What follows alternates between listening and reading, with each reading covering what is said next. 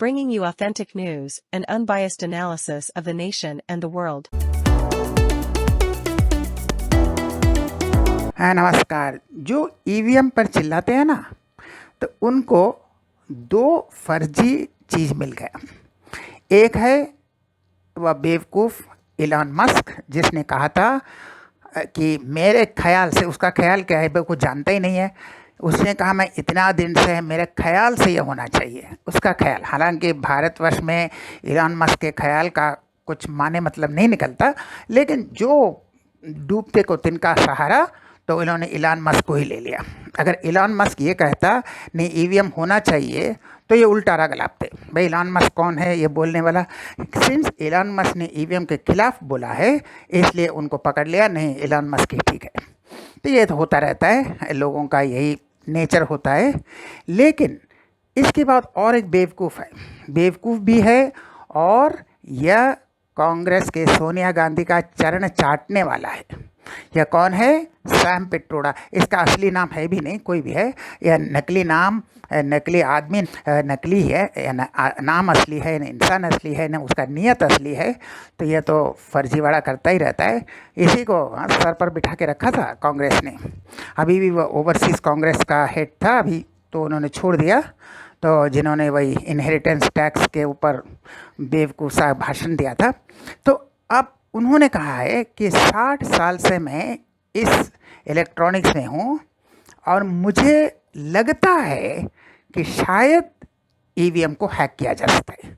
ये नहीं कहा कि ईवीएम हैक हो सकता है, हम जानते हैं कि ईवीएम हैक हो सकता है, ये नहीं कहा। उन्होंने कहा मुझे लगता है कि शायद ईवीएम को हो सकता है कोई हैक करे। तो ये संभावित, ये हवाई में बातें करते हैं, और इसी को ये बेवकूफ़ उठाकर नाचते हैं, जैसे सैम पिट्रोडा ने क्या कहा। लेकिन इसके बीच एक और खबर आया कि जिसने कहा एक आदमी ने फ़ोन से ईवीएम को अनलॉक कर दिया, फ़ोन से, ओटीपी से। अब फ़ोन के साथ ईवीएम का कोई कनेक्शन नहीं है, न कोई इंटरनेट कनेक्शन है, न कोई नेटवर्क है, न कोई ब्लूटूथ है, न कोई इंफ्रारेड सेंसर है, किसी तरह का कोई कनेक्शन है ही नहीं। तो ओटीपी कहाँ से आएगा आपको? हम कैलकुलेटर में क्या करते हैं, आप दिखाइए, ओटीपी से आप हैक करके दिखाइए। हम आपको छिपाकर कैलकुलेटर में कैलकुलेशन करेंगे, आपको कितना आंसर आया बिना देखे बता सकते हैं? छोड़िए, आप इंफ्रारेड ऑन कीजिए, ब्लूटूथ ऑन कीजिए, इंटरनेट ऑन कीजिए, वाईफाई ऑन कीजिए, कुछ भी कीजिए, मेरा कैलकुलेटर का आंसर आपके पास आएगा। जो अलग डिवाइस होता है जिसके पास कोई कनेक्शन ही नहीं है, आप टीवी का रिमोट इसलिए ऑपरेट कर सकते हैं क्योंकि वहाँ पर इंफ्रारेड का सेंसर है। अगर इंफ्रारेड का सेंसर नहीं होता तो क्या आप रिमोट से टीवी कंट्रोल होता? तो इस तरह ईवीएम में कोई एक्सटर्नल कनेक्शन नहीं है, न वायर्ड न वायरलेस, न वायर से जुड़ा हुआ है न वायरलेस से जुड़ा हुआ है। ये कैलकुलेटर की तरह है, थोड़ा एडवांस है, लेकिन कैलकुलेटर ही है, जो बाहर के किसी भी दुनिया से कहीं पर भी जुड़ा हुआ नहीं है। आप कहाँ से ओटीपी मिलेगा, कहाँ से अनलॉक करेंगे? तो यह बेवकूफ़ पब्लिश तो कर लिया क्योंकि उसे पैसा मिला था, ऐसे नहीं किया। अब कह रहा है गलती हो गई, कोई गलती नहीं है, पैसा मिला था, सब पैसे पर काम करते हैं, पैसा मिलने से छापते हैं। मुझे पैसा दीजिए ना 10 करोड़, हम भी बोल देते हैं हाँ मेरे फ़ोन से ओटीपी से खुल गया। ये पैसा का रिश्वत लेकर छापते हैं। लेकिन जब चाबुक पड़ने की नौबत आ गई तो चाबुक से डरते हैं ना, तो इन्होंने, ऐसे वीर पुरुष हैं, पैसा तो ले लिया, रिश्वत भी ले लिया, छाप भी दिया। अब उसने कहा नहीं नहीं शायद एक गलती हो गई, आई रिग्रेट, मुझे दुख है, मुझे खेद है कि हमने गलती कर दी। अरे गलती नहीं की, तुमने रिश्वत लेकर गद्दारी की है, तो ये गद्दारी का कीमत चुकाना पड़ेगा।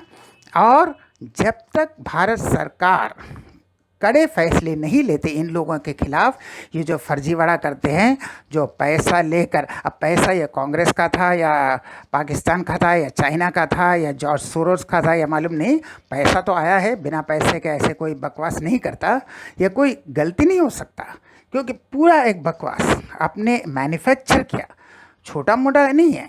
एक एक्सीडेंट हुआ, उसमें किसी विक्टिम का नाम गलत हो गया, ऐसा नहीं है, कुछ हुआ ही नहीं। फ़ोन से न ओटीपी आया, न अनलॉक हुआ, न फ़ोन और ईवीएम का कोई कनेक्शन है, उसके पास ईवीएम मशीन है भी नहीं, तो उसने फर्जीवाड़ा कर दिया। तो इस तरह से फर्जी खबर छापते हैं, लेकिन जब चाबुक का डर आता है, चाबुक लगने का डर आता है, तो कहते हैं नहीं नहीं सॉरी गलती से हो गया, और एक छोटा सा रिग्रेट दे देते हैं। तो ये छूट नहीं होनी चाहिए। जेन्युइन गलती है, ठीक है, गलती हो सकता है, गलतियां होती है, सभी गलती करते हैं, लेकिन इस तरह से रिश्वत पैसा लेकर जो जानबूझकर देशद्रोह या देश में अशांति फैलाने के लिए, भ्रम फैलाने के लिए ऐसे खबर छापते हैं और फिर बाद में छोटा सा एक छाप देते हैं, नहीं ये गलत है, इनके ऊपर अगर सख्त कार्रवाई नहीं हुई तो सचमुच लोकतंत्र खतरे में आएगा। तब लोकतंत्र खतरे में आएगा। यह मोदी जी और अमित शाह जी, ये 5 साल से बहुत सा नॉनसेंस चल रहा है, लेकिन कभी कोई सख्त कार्रवाई नहीं किया। अगर सख्त कार्रवाई करते तो बहुत से लोग जेल के सलाखों के पीछे होते। तो आशा करते हैं इस पर कोई कड़ी कार्रवाई होगी। अगर नहीं हुआ तो यह नॉनसेंस फिर चलेगा, फिर अगले चुनाव में फिर ईवीएम का रोना होगा, यह चलता रहेगा। तो हम फिर मिलेंगे ऐसे और वीडियो के साथ, तब तक के लिए नमस्कार। हम फिर मिलेंगे ऐसे और वीडियो के साथ, तब तक के लिए नमस्कार।